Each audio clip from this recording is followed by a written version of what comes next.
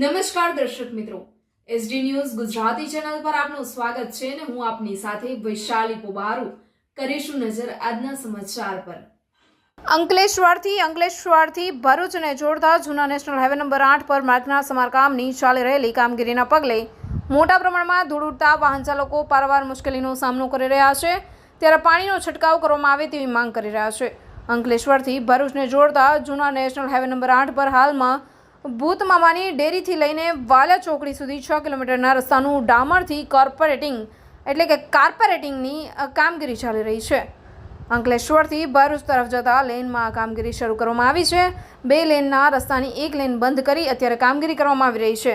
ભૂતમામાની ડેરીથી વાલા ચોકડી સુધીના રસ્તા પરના ડામરના પળ ઉખાડીને નવા ડામરના કાર્પેરેટિંગ કરવાની કામગીરી પૂરજોશમાં ચાલી રહી છે, જેના પગલે ધૂળિયું વાતાવરણ જોવા મળી રહ્યું છે। માર્ગની ચાલી રહેલી કામગીરીના કારણે ધૂળ ઉડતા વાહન ચાલકોને મુશ્કેલીનો સામનો કરી રહ્યા છે, ત્યારે સમાન અંતરે આ માર્ગ પર પાણીનો છંટકાવ કરવામાં આવે તેવી વાહન ચાલકોમાં માંગ કરી રહ્યા છે।